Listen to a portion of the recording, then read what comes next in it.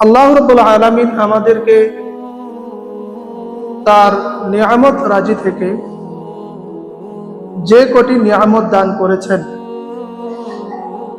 তার মধ্যে সবচেয়ে দামি, সবচেয়ে গুরুত্বপূর্ণ নিয়ামত হলো সময়।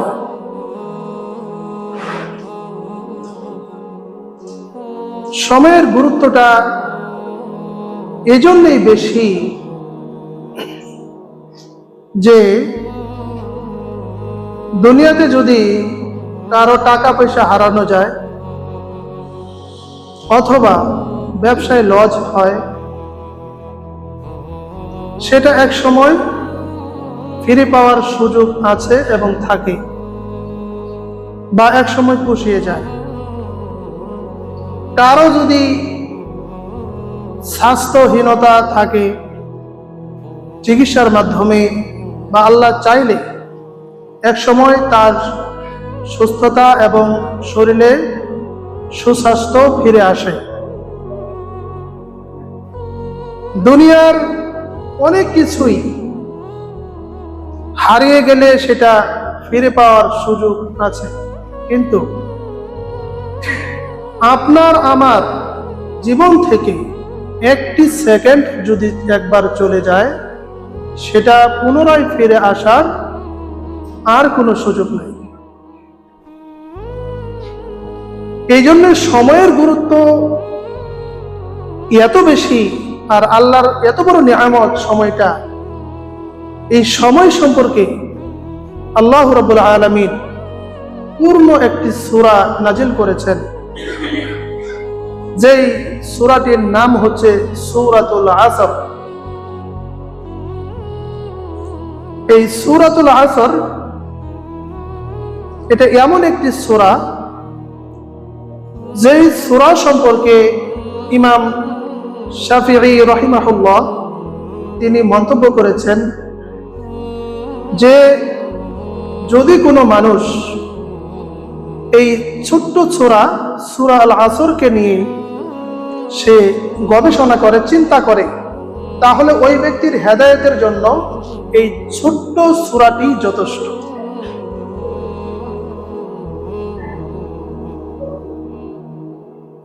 আর এই সূরাটি আরেকটি বিশেষ গুরুত্ব রয়েছে।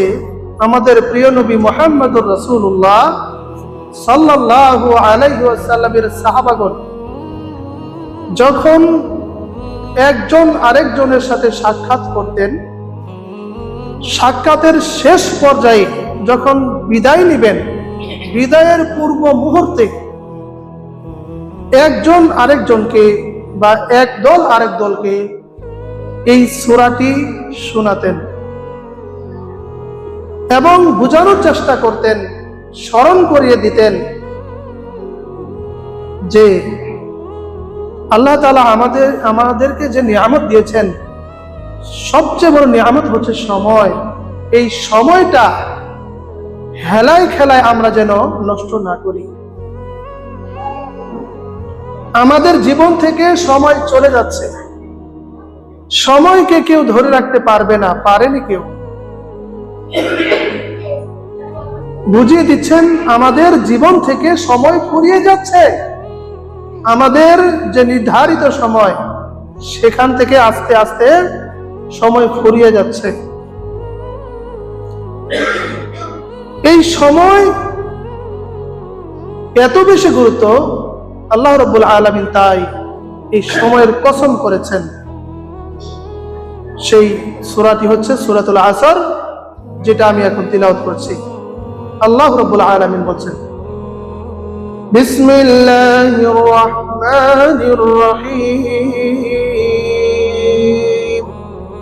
ওয়াল আসর ইন্নাল ইনসানা লাফি খুসর ইল্লাল্লাযীনা আমানু ওয়া আমিলুস সালিহাতি ওয়া তাওয়াসাউ বিল হক ওয়া তাওয়াসাউ বিস সাবর। আল্লাহ রাব্বুল আলামিন ওয়াল আসর, সময়ের কসম। এই সময়ের কসম বলতে এই প্রথম আয়াতের তাফসীর এক একজন এক এক ভাবে করেছেন। কম করে হলেও এর 4টা অর্থ করেছেন। প্রথম অর্থ হলো, এটা সময় বলতে সমগ্র সময়কে বোঝানো হয়েছে। সমগ্র সময়, দুনিয়ার যে যত সময় আছে সমগ্র সময়কে বোঝানো হয়েছে, এটার একটা অর্থ। দ্বিতীয় অর্থ হলো, এটা বিকেলের সময়কে, অর্থাৎ আমরা যেই সময়ে আসরের সালাত আদায় করি এই সময়কে বোঝানো হয়েছে। তৃতীয় অর্থ হলো, এটা একজন ব্যক্তি জীবনের সময়কে বোঝানো হয়েছে, একটা জীবনের যে সময় কাল, এই কালকে বোঝানো হয়েছে। 4 নম্বর যে অর্থ করা হয়েছে সেটা হলো, প্রিয় নবী মুহাম্মদুর রাসূলুল্লাহ সাল্লাল্লাহু আলাইহি সাল্লামের যুগ বা সময়কে বোঝানো হয়েছে। এক কথায় এটা ওয়াল আসর, সময়ের কসম, শপথ করেছেন স্বয়ং আল্লাহ। আল্লাহ রাব্বুল আলামিন তখনই কোনো বিষয়ের উপরে শপথ করেন যখন যেই বিষয়টা অত্যন্ত গুরুত্বপূর্ণ এবং এটাকে অবশ্যই পালনীয় করার জন্য বা বিশেষ গুরুত্ব দেওয়ার জন্য আল্লাহ রাব্বুল আলামিন সময়ের বা ওই বস্তুর শপথ করেন বা কসম করেন। এক কথায় আল্লাহ যেই বিষয়ের উপর শপথ করবেন ওই বিষয়টা অত্যন্ত গুরুত্বপূর্ণ, এটাকে কোনোভাবেই হালকা করে দেখার সুযোগ নেই।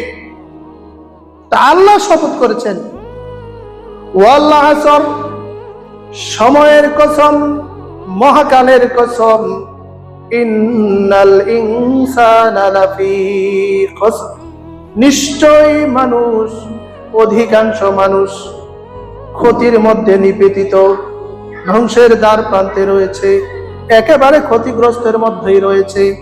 দেখেন আল্লাহর কথা কত গুরুত্বপূর্ণ, কত সুন্দর, কত সাজানো। সময়ের কসম করেছেন এবং কসম করার সাথে সাথে তিনি বলেছেন নিশ্চয় অধিকাংশ মানুষ,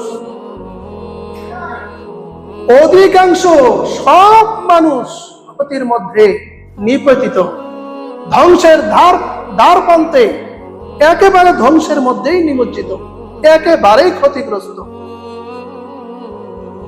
সময়ের শপথ করে বলেছেন, তার কারণ হলো প্রিয় নবী মুহাম্মদুর রাসূলুল্লাহ সাল্লাল্লাহু আলাইহি সাল্লাম তার বাণীতে বলেছেন যে 5টি বিষয়ের আগেই 5টি বিষয়কে তোমরা প্রাধান্য দাও, গুরুত্ব দাও। 5টি বিষয় কি? বার্ধক্যের আগে যৌবনকে গুরুত্ব দেওয়া, 2 নম্বরে হলো অসুস্থতার আগে সুস্থতাকে গুরুত্ব দেওয়া, এবং দারিদ্রতার আগে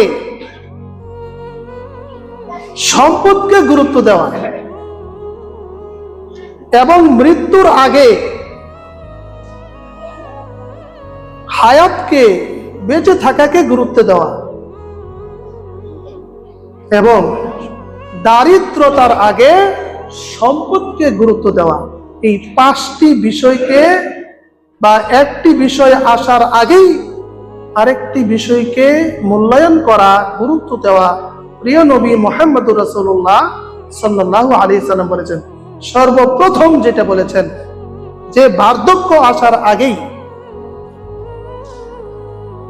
যৌবনকে গুরুত্ব দেওয়া, অর্থাৎ যখন মানুষ যুবক থাকে, যৌবন থাকে, যৌবনে ভরপুর মানুষ, সে সালাত, সিয়াম, কুরআন তেলাওয়াত এবং দ্বীনের পথে দাওয়াত, হকের দাওয়াত এবং সম্পদ অর্জন এবং মানব সমাজের অনেক উন্নতির কাজ করতে পারে, মানুষ সেবার অনেক কাজ করতে পারে। যেটা যখন বার্ধক্য এসে যায় তখন আফসোস করা ছাড়া তার আর কিছুই থাকে না। এই জন্য যৌবন বয়সে মানুষ অনেক কিছু করতে পারে। এই জন্য যৌবনের দাম আল্লাহর কাছে অনেক বেশি। এবং এই যৌবন সম্পর্কে আপনাকে আমাকে প্রত্যেকটা যুব সমাজকে বা যুবককে যুবতীকে আল্লাহ রাব্বুল আলামিন কিয়ামতের মাঠে প্রশ্ন করবেন। বলবেন না তোমাকে আমি 5 বছর 10 বছর 50 বছর, এটা আগে বলবেন না। বলবেন কি, যে তোমাকে যে আমি যৌবন দিয়েছিলাম, এই জীবন যৌবনের উপরে তোমার আমলটা কি ছিল? জবাবদিহিতা করো। প্রত্যেকটা যুবককেই প্রশ্ন করবেন তার যৌবন সম্পর্কে, তার যৌবনটা কোন অবস্থায় এবং কোন কাজে সে ব্যয় করেছে, ভালো কাজে ব্যয় করেছে না খারাপ কাজে ব্যয় করেছে। এই যৌবনটা সে কি সালাতে দাঁড়িয়ে কাটিয়েছে, এই যৌবনটাকে সে কুরআন তেলাওয়াতে কাটিয়েছে, এই যৌবনটাকে সে হালাল উপায়ে সম্পদ উপার্জনের সময় কাটিয়েছে, নাকি সমাজের ভিতরে এই যৌবনটাকে ভালো ভালো কাজ বা সমাজ বিনির্মাণে সে ভালো এই যৌবনটা কাটিয়েছে, এটা বলবেন। নাকি এই যৌবনটাকে সে মোবাইলের মাধ্যমে, বিভিন্ন গেমসের মাধ্যমে, অপচয়ের মাধ্যমে, বিভিন্ন যেগুলো অবাঞ্ছিত অপ্রয়োজনীয় কথাবার্তা, চুগলখড়ি, গীবত, পরচর্চা, পরনিন্দা, এরকম পাপাচারে কাটিয়েছে নাকি, এই সম্পর্কে প্রত্যেকটা যুবককে জবাবদিহি করতে হবে আল্লাহর কাছে। যৌবনের হিসাবটা আল্লাহ তাআলা সর্বপ্রথম নেবেন, কারণ যৌবনের ইবাদত আল্লাহর কাছে অত্যন্ত গুরুত্বপূর্ণ। এই জন্য যৌবনের ইবাদত দিয়ে আল্লাহর কাছে আশ্রয় পাওয়া যাবে কোন দিন? যেই দিন আল্লাহর আশ্রয় বা আল্লাহর ছায়া ছাড়া আর কোনো ছায়া থাকবে না, যেদিন সূর্য মাথার একেবারে নিকটে চলে আসবে এবং ওই সূর্যের তাপে মাথার মগজগুলো টকবক টকবক করে ফুটতে থাকবে। যেমনি ভাবে ভাত যখন ফুটে যায়, ভাত যখন খাওয়ার উপযোগী হয়, যেরকম তখন ফুটতে থাকে, টকবক করতে থাকে, ঠিক তেমনি ভাবে মাথার মগজ টকবক করবে। ওই দিন ওই যুবক আল্লাহর সেই ছায়ায়, রহমতের ছায়ায় স্থান পাবে। যেই যুবক খামাখা সময়কে নষ্ট করে নাই, সময়কে অবশ্যই গুরুত্ব দিয়েছে, গুরুত্ব দিয়ে সময়কে যথাযথ কাজে লাগিয়েছে, ওই যুবক সেদিন আল্লাহর সেই ছায়ায় ছায়া পাবে। আলহামদুলিল্লাহ। বলছিলাম সময়ের গুরুত্ব সম্পর্কে। সময়ের গুরুত্ব যদি না হতো তাহলে আল্লাহ রাব্বুল আলামিন এই সূরা আসরে এই সময়ের সম্পর্কে কসম করতেন না, শপথ করতেন না। বোঝা যাচ্ছে সময়টা অত্যন্ত গুরুত্বপূর্ণ। মানুষের জীবন থেকে অনেক কিছু হারিয়ে গেলে পাওয়া বা ফিরে পাওয়ার সুযোগ আছে বা ফিরে পায়, কিন্তু সময় যদি চলে যায় সেটা কখনো ফিরে আসেনি, আসবেও না, কোনোদিনও না। যুবক যদি যথাযথভাবে সময়ের মূল্যায়ন করে এবং সময়কে যথাযথ কাজে লাগায়, বৈধ কাজে সময়টাকে ব্যয় করে, তাহলে কিয়ামতের মাঠে হাসরের ময়দানে আল্লাহ রাব্বুল আলামিন তার মর্যাদা, তার সম্মান অত্যন্ত বাড়িয়ে দিবেন, বৃদ্ধি করে দিবেন। আর যদি যুবক সময়টাকে নষ্ট করে অযথা কথাবার্তায় এবং বিভিন্ন নেশার মাধ্যমে, বিভিন্ন গল্প, যেগুলো অপ্রয়োজনীয় গল্প, অপ্রয়োজনীয় কথাবার্তার কাজে, এবং সে মোবাইলের মাধ্যমে সময় যদি ব্যয় করে, তাহলে আল্লাহর কাছে ওই যুবক অত্যন্ত ভয়াবহ এবং সে অত্যন্ত লজ্জিত অবস্থায় আল্লাহর সামনে তাকে হাজির হওয়া লাগবে। ওই যুবকের এবং যারা পাপাচারী তাদের জানটা মালাকুল মাউত অত্যন্ত জটিল ভাবে, কঠিন ভাবে বের করেন, তাদেরকে অনেক শাস্তি দিয়ে বের করেন, যেটা সূরা আন-নাজিয়াতে আল্লাহ রাব্বুল আলামিন বলেছেন, ওয়ান-নাজিআতি গরকা। আল্লাহ রাব্বুল আলামিন বলেন ওই সমস্ত ফেরেশতাদের শপথ করে আল্লাহ বলছেন যে এই সমস্ত ফেরেশতারা মানুষকে কঠিন ভাবে ধরপাকড় করে এবং অত্যন্ত যন্ত্রণা কষ্ট দিয়ে মানুষের জীবন কেড়ে নেয়।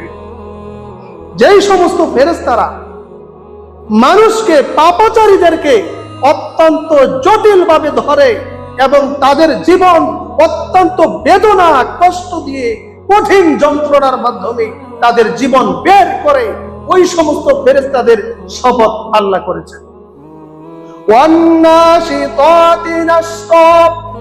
শপথ করেছেন ওই সমস্ত ফেরেশতা, যখন ফেরেশতা ঈমানদারদের জান অত্যন্ত সহজভাবে আনন্দিত হয়ে জানটা কবজ করে।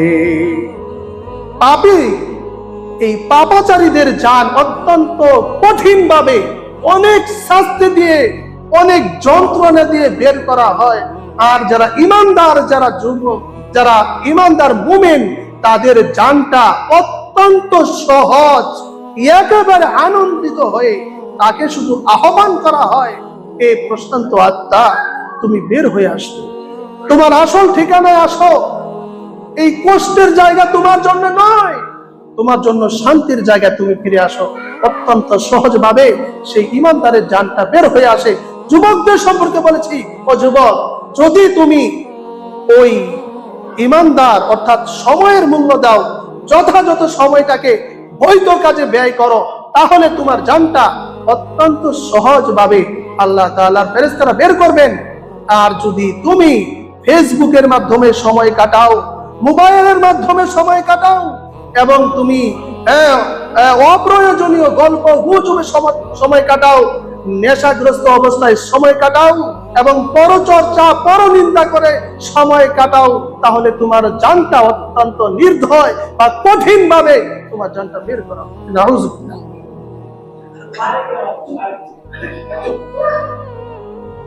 এই জন্যে কেউ কেউ বলেছেন যে মানুষ সময়ের গুরুত্ব না দিয়ে সে নিজের জীবনে সময়ের গুরুত্ব না দিয়ে অন্যের সময়ের গুরুত্ব তথা যেগুলো তার না করলেও চলে সেগুলোতে সময় নষ্ট করে।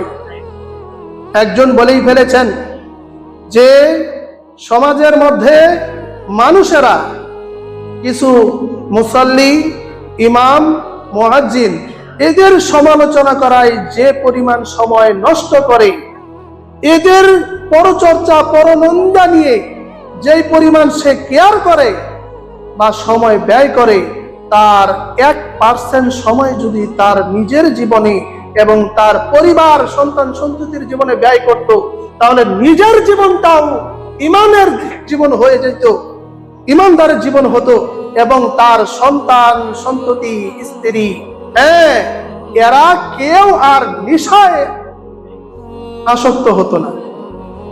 যেই পরিমাণ সময় সে মানে যেটা না করলেও চলে, ঈমানদার যারা মুসল্লি, আরে তারা তো এমনি আল্লাহকে ভয় করে, তাদের পিছনে লেগে তাদের সমালোচনা করে, তাদের চুগলখড়ি করে, গীবত করে আপনি যে সময়টা নষ্ট করছেন, 1% সময় যদি আপনার পরিবারের জন্য, আপনার সন্তানের জন্য আপনি নষ্ট করেন, তাহলে আপনার সন্তান কোনোদিন মাদক আসক্ত হবে না, আপনার সন্তান কোনোদিন বেনমাজি হবে না, আপনার স্ত্রী বেনমাজি হবে না, বরঞ্চ আপনার সংসারটা সুখের জান্নাতি সংসার হয়ে যাবে। আলহামদুলিল্লাহ। সময়ের গুরুত্ব অত্যন্ত জটিল এবং কঠিন। সময়কে যারা মূল্যায়ন করে তাদের জীবন সফল, আর যারা সময়কে মূল্যায়ন করে না তাদের জীবন ব্যর্থ। রাসূল সাল্লাল্লাহু আলাইহি সাল্লাম বলেছেন, তোমাদের মধ্যে অনেকেই মনে করে যে কারো যদি টাকা পয়সা না থাকে অথবা টাকা পয়সা হারিয়ে যায় বা তার দুনিয়ার জীবন থেকে কিছু সম্পদ নষ্ট হয়ে যায়, ওই ব্যক্তি ক্ষতিগ্রস্ত। প্রিয় নবী বললেন, না না, কখনো নয়। যার জীবন থেকে সম্পদ হারিয়ে গেল, যার জীবন থেকে টাকা পয়সা হারিয়ে গেল, ওই ব্যক্তি ক্ষতিগ্রস্ত নয়, বরং সবচেয়ে ক্ষতিগ্রস্ত ওই ব্যক্তি যে ব্যক্তি জীবন থেকে সময় নষ্ট হয়ে গেল, অর্থাৎ আল্লাহর আনুগত্য না করে আল্লাহর নাফরমানি শিরক কুফরিতে লিপ্ত থেকে যারা পাপাচারে সময় নষ্ট করলো, ওই ব্যক্তি হচ্ছে দুনিয়া এবং আখিরাতে সবচেয়ে বড় ক্ষতিগ্রস্ত। যে কথা আল্লাহ বলেছেন কি, ইন্নাল ইনসানা লাফি খুসর, নিশ্চয় মানুষ ক্ষতির মধ্যে আছে, ধ্বংসের মধ্যে আছে। নিশ্চয় মানুষ ক্ষতির মধ্যে আছে, ধ্বংসের মধ্যে আছে, সবাই ক্ষতির মধ্যে নিমজ্জিত। এরপরে বলেছেন 4 দফা কর্মসূচি ঘোষণা করেছেন। এই 4 দফা কর্মসূচি যারা জীবনে বাস্তবায়ন করে তারা কখনো ব্যর্থ হয়নি, ব্যর্থ হবে না।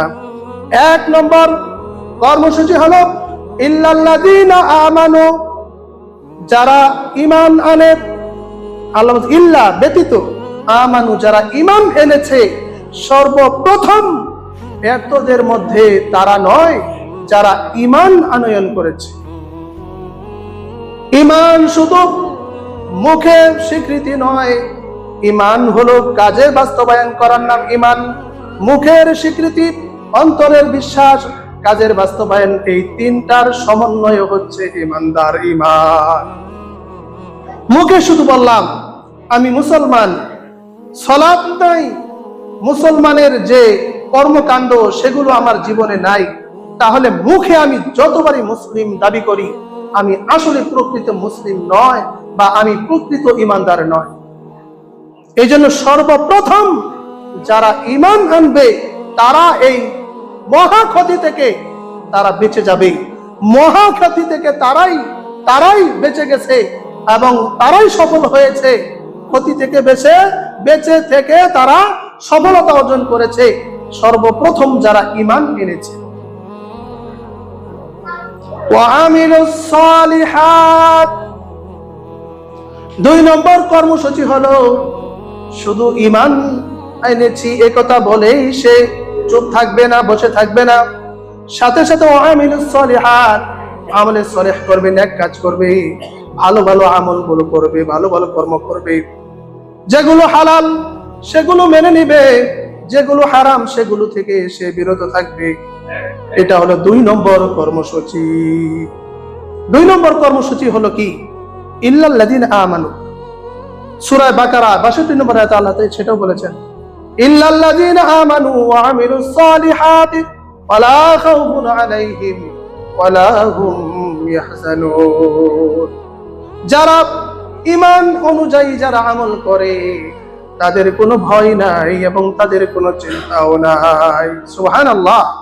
ঈমান অনুযায়ী, ঈমান আনার পর যারা আমল করবে তাদের কোনো ভয় দুনিয়াতেও নাই, আখিরাতেও নাই। তারা সফল, দুনিয়াতেও সফল, আখিরাতেও সফল। বলি আলহামদুলিল্লাহ। এই জন্য 2 নম্বর কর্মসূচি হচ্ছে কি, আমল করা। ঈমান এনেছি এটুকুই যথেষ্ট নয়, সাথে সাথে আমল করতে হবে। আমল যদি না করেন তাহলে ঈমানের কোনো মূল্য নাই। আবার আমল করেন, ঈমান যদি না আনেন তাহলে আমলের কোনো মূল্য নাই। এই দুনিয়াতে অনেক ধর্মাবলম্বী আছে যারা ভালো ভালো আমল করে, ভালো ভালো কাজ। আমল বুঝেন তো, কর্ম, কাজ। যে সমস্ত কাজগুলো ভালো, যেমন ধরবেন শুধু মুসলমান নয়, ঈমানদারেরাই নয়, অনেক পৃথিবীতে অনেক জাতি আছে যারা মুসলিম বা ঈমানে বিশ্বাসী নয়, কিন্তু তাদের দ্বারা সমাজে বহু ভালো ভালো কাজ হয়ে থাকে। তারা গরিবদেরকে, অসহায়দেরকে সহযোগিতা করে এবং বিধবাদেরকে তাদেরকে পুনর্বাসন বা তাদের বেঁচে থাকার জন্য যে সামগ্রী সেগুলো তারা যথাযথভাবে বহন করে এবং কারো ঘরবাড়ি না থাকলে সেগুলো করে দেয়, রাস্তাঘাট করে দেয়, প্রস্রাব পায়খানা অর্থাৎ মানুষের যেগুলো দৈনন্দিন প্রয়োজন, এরকম প্রয়োজনীয় কাজগুলো তারা করে দেয় এবং মানুষকে সাহায্য সহযোগিতা করে। এই কাজগুলো অত্যন্ত ভালো, কিন্তু ভালো হওয়া সত্ত্বেও এই ভালোর প্রতিদান তারা শুধু ঈমান আনার আগে যত ভালো কাজ আছে এই ভালো কাজের প্রতিদান এই দুনিয়াতেই তারা পাবে যতটুকু আল্লাহ চাইবে, কিন্তু পরকালে এই ভালো কাজের কোনো প্রতিদান তারা পাবে না। কেন পাবে না বলেন তো? ঈমান না থাকার কারণে। ঈমান ছাড়া আমলের মূল্য এই দুনিয়াতে হতে পারে, কিন্তু আখিরাতে ঈমান ছাড়া আমলের কোনো মূল্য নেই। এই জন্য 2 নম্বর কর্মসূচি হলো আমল করতে হবে, ঈমান আনার পরে আমল করতে হবে, তাহলে সেই মহা ক্ষতি থেকে, মহা ধ্বংসযজ্ঞ থেকে সে বাঁচতে পারবে। 3 নম্বর কর্মসূচি হলো ওয়াতাওয়াসাউ বিল হক, হকের দাওয়াত মানুষকে দিতে হবে। যেটা হক সেটা বলতে হবে। হকের দাওয়াত, দ্বীনের দাওয়াত, সঠিক দাওয়াত, ইসলামের দাওয়াত, বৈধ দাওয়াত, এগুলো মানুষকে দিতে হবে। দাওয়াত শুধু দিলেই হবে না, যেই দাওয়াত মানুষকে দিচ্ছি ওই দাওয়াতের উপরে আপনাকে আমাকে, যারা আমরা দাওয়াতি কাজ করি তাদেরকে এই দাওয়াতের প্রতি, হকের উপরে আমাদেরকে অটল দৃঢ় থাকতে হবে। হকের দাওয়াত দিতে হবে। হকের দাওয়াত আগে হক নিজে মানতে হবে, তারপরে হকের দাওয়াত দিতে হবে। আমি হক না মেনে যদি হকের দাওয়াত দেই তাহলে এটা আমার জীবনে কোনো ফায়দা হবে না। হকের দাওয়াত দিতে হবে, যেটা হক সেটা বলতে হবে। অর্থাৎ সমাজের মধ্যে, জমাতের মধ্যে যেটা হক, যেটা সঠিক, সেই ন্যায় এবং সঠিক কথাটা বলতে হবে। যে কোনো মূল্যেই বলতে হবে, কোনোভাবেই পিছু হটা যাবে না। যদি কোনো ব্যক্তি কোনো পরিবারের চাপে পড়ে, সমাজের কোনো শক্তির চাপে পড়ে যদি হককে প্রত্যাখ্যান করে, ওই ব্যক্তি আল্লাহর সেই ক্ষতি থেকে আর বাঁচতে পারবে না, কোনোভাবেই না। যেটা হক সেটা বলতেই হবে।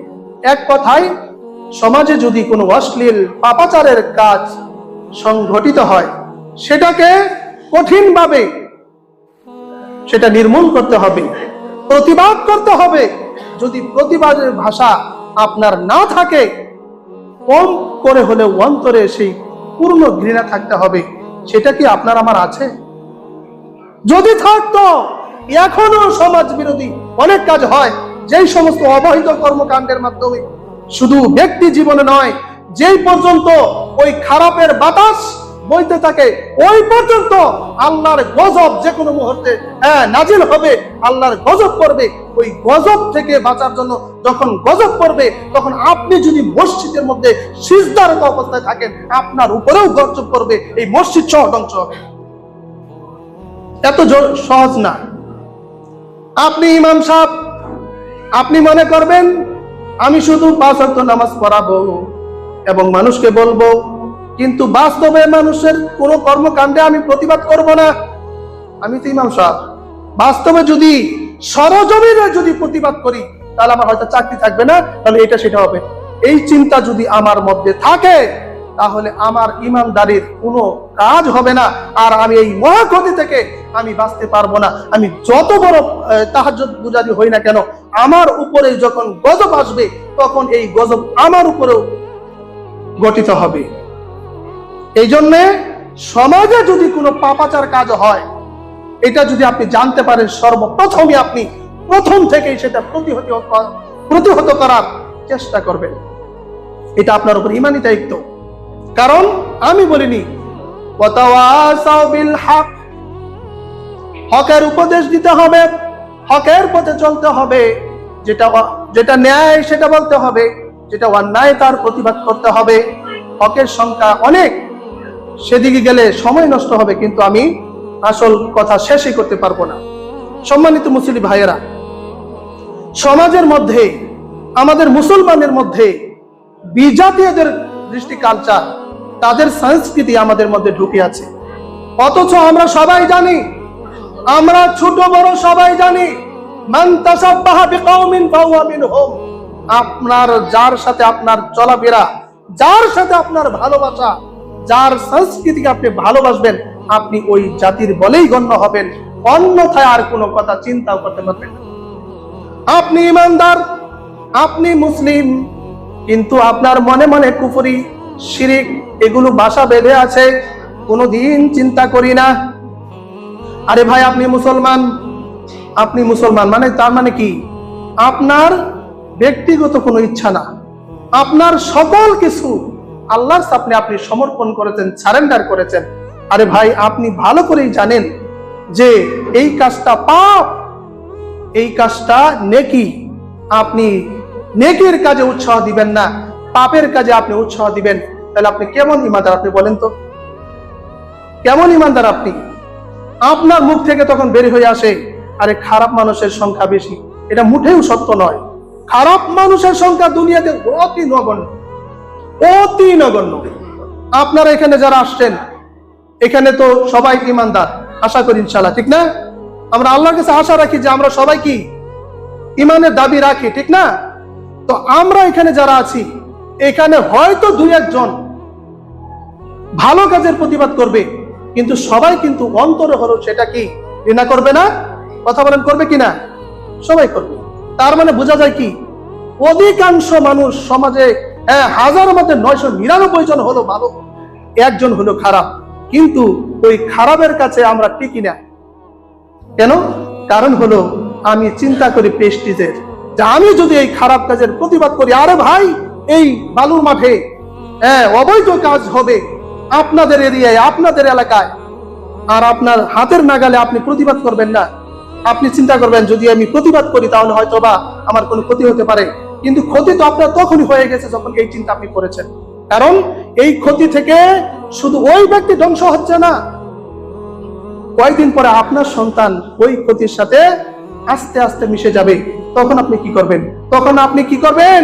তখন আপনি আলেম ওলামার কাছে, ইমাম সাহেবের কাছে আসবেন, হুজুর আমার ছেলেটা আমার কথা শুনে না, আমার ছেলেটা এই, আমার ছেলেটার আবে ছেলে, এরকম হওয়ার জন্য দায়িত্ব আপনি।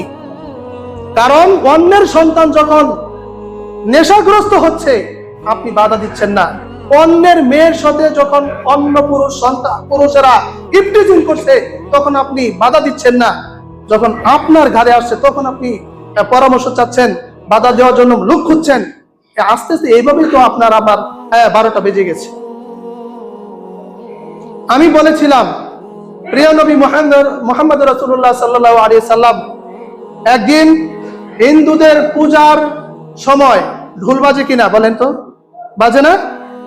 একটু ঢোল বাজে, একটু বাদ্যযন্ত্রের আওয়াজ হয়। এই ঢোল বাজাকে কেন্দ্র করে আল্লাহ নবী সাল্লাল্লাহু আলাইহি ওয়াসাল্লাম তার সাথে থাকা সাহাবীদের বলেন, এক কাজ করো, তোমরা সকলেই কানের ভিতরে 2 কানে হাত দাও, আঙ্গুল দাও, 2 কানে আঙ্গুল দিয়ে তোমরা দৌড়াতে থাকো। দৌড়াইতে দৌড়াইতে অনেক দূর গিয়ে বললেন যে তোমরা একটু থামো, এখন কি কোনো আওয়াজ শুনতে পাও? বলছে একটু একটু শুনতে পাই। তখন বলে আবার দৌড়াও। আবার দৌড়িয়ে যখন একটু সামনে গেছে, যে এখন কোনো আওয়াজ শুনতে পাও? তখন সাহাবাল বলছে, ইয়া রাসূলুল্লাহ, না এখন আর কোনো আওয়াজ শুনতে পাচ্ছি না। রাসূল সাল্লাল্লাহু আলাইহি ওয়াসাল্লাম বলছে, এখন তোমরা আস্তে আস্তে হেলে দুলে একেবারে তোমরা আরামে তোমরা পথ অতিক্রম করো, কারণ এখন তোমাদের উপরে শান্তির বর্ষিত হবে। আর ওই আওয়াজ, দূষিত আওয়াজ, ডুলের আওয়াজ, ডেকসেটের আওয়াজ যেই পর্যন্ত যাবে, যে কোনো মুহূর্তে আল্লাহর গজব করবে। আল্লাহর গজব শুধু ওই ঠাড়া পাড়া? আল্লাহর সর্বপ্রথম গজব যদি আপনি চিন্তা করেন, তাহলে সর্বপ্রথম গজব আপনি নিজে, আপনার নিজের জীবনে কি অস্বস্তিতা বোধ করছেন, এটা হলো সর্বপ্রথম গজব। গজবের সংখ্যা অনেক, সেদিকে যাচ্ছি না। তবে আপনি চিন্তা করবেন, যেহেতু সাহাবারা বলেছেন, আল্লাহ নবী বলেছেন যে যদি তুমি বিকাল বেলা একটা উস্তা খাও এবং পায়ের নখ যদি উঠে যায়, তুমি যদি কোনো ব্যথায় ব্যথিত হও, তাহলে তুমি সকালবেলা কোন পাপটা করেছো, কোন আল্লাহকে কোন পাপের মাধ্যমে কষ্ট দিয়েছো, ওইটা তুমি চিন্তা করো। যদি চিন্তা করো তাহলে তোমার জীবন সফল। বলছিলাম যুবক ভাইরা, সময়ের মূল্য অনেক বেশি। এই সময়কে যদি অবহেলায় কাটিয়ে দাও, তাহলে তোমার জীবন দুনিয়াও ব্যর্থ, আখিরাতেও ব্যর্থ। তুমি মনে করো না দুনিয়ার জীবনটাই শেষ, কারণ আল্লাহ বলেছেন, আফা হাসিবতুম আন্নামা খালাকনাকুম আবাসাও ওয়া আন্নাকুম ইলাইনা লা তুরজাউন। সূরা মুমিন আয়াত নম্বর 115। আল্লাহ রাব্বুল আলামিন বলেছেন, লোকেরা কি মনে করেছে, ও মানুষ তোমরা কি মনে করেছো আমি তোমাদেরকে শুধু শুধু এমনি এমনি সৃষ্টি করেছি এবং তোমাদেরকে আমার কাছে ফিরিয়ে আনবো না, এরকম মনে করেছো? না না, কখনো নয়। তোমাদেরকে উদ্দেশ্যহীন ভাবে তোমাদেরকে সৃষ্টি করা হয়নি। একটা উদ্দেশ্য নিয়েই তোমাদেরকে সৃষ্টি করা হয়েছে। তোমাদেরকে বিনা কারণে সৃষ্টি করা হয়নি। তোমাদেরকে এই কারণে সৃষ্টি করা হয়নি যে তুমি শুধু শুধু বসে বসে থাকবে, মোবাইল টিপবে এবং ডেকসেট বাজাবে, বিভিন্ন অশ্লীলতা বেহায়াপনা কাজ তুমি সমাজে সংগঠিত করবে এবং তুমি খাবে দাবে ফুর্তি করবে, ঘুমাবে। এই জন্য তোমাকে সৃষ্টি করা হয় নাই। তোমাকে সৃষ্টি করার পিছনে একটা মহৎ উদ্দেশ্য আছে, সেটা হলো মা খালাকুল জিন্না ওয়াল ইনসা ইল্লা লিয়াবুদুন। তোমরা শুধুমাত্র আল্লাহর ইবাদত করবে, এই জন্যই তোমাদেরকে সৃষ্টি করা হয়েছে। সুবহানাল্লাহ।